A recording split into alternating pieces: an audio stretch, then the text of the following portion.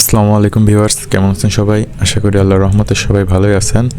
তো সবার বহুল প্রতীক্ষিত নবম জাতীয় পে স্কেলের সরকারি চাকরিজীবীদের বেতন গ্রেড সংখ্যা চূড়ান্ত করেছে পে কমিশন।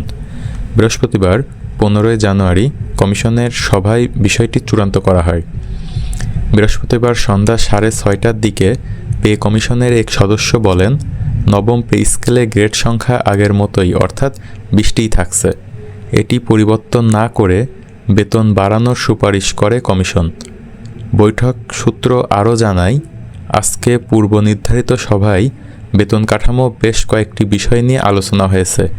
এর মধ্যে পেনশন, চিকিৎসা ভাতা সহ বিভিন্ন ধরনের ভাতার বিষয়গুলো অন্তর্ভুক্ত ছিল। তবে মূল সমস্যা হয়েছে সর্বনিম্ন ও সর্বোচ্চ বেতনের ক্ষেত্রে। এটি চূড়ান্ত না হওয়ায় কারণেই মূলত বাকি বিষয়গুলো চূড়ান্ত করা যাচ্ছে না বলে জানায় সূত্রটি। এর আগে বেলা 12টায় নবম পে স্কেলে একাধিক বিষয়ে চূড়ান্ত সিদ্ধান্ত করতে সভায় বসে পে কমিশন। কমিশনের চেয়ারম্যান জাকির আহমেদ খানের সভাপতিত্বে অনুষ্ঠিত সভায় কমিশনের পূর্ণ এবং খণ্ডকালীন সদস্যরা উপস্থিত ছিলেন। সভা সূত্রে জানা গেছে, নবম পে স্কেলের সর্বনিম্ন বেতন কত হবে সে বিষয়ে এখনও ঐক্যমতে পৌঁছানো যায়নি। ফলে পরবর্তী সভা অর্থাৎ আগামী 21 জানুয়ারি অনুষ্ঠিত হতে যাওয়া সভায় এ বিষয়টি চূড়ান্ত করা হবে। সূত্র বলছে, সর্বনিম্ন বেতন কত হবে সেটি চূড়ান্ত হলে সর্বোচ্চ বেতনসহ অন্যান্য বিষয়ের সিদ্ধান্ত চূড়ান্ত করা যাবে। সর্বনিম্ন বেতনের বিষয়ে সিদ্ধান্ত নেওয়ার পূর্বে কমিশনের চেয়ারম্যান অন্তর্বর্তীকালীন সরকারের শীর্ষ পর্যায়ে আলোচনা করতে পারেন।